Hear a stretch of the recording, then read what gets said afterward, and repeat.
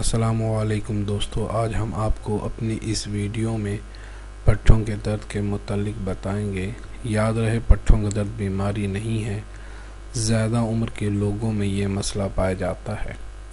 दोस्तों, हमारी ये वीडियो देख के इस नुस्खे पे इस्तेमाल करके आप पट्ठों के दर्द से बआसानी छुटकारा पा सकते हैं।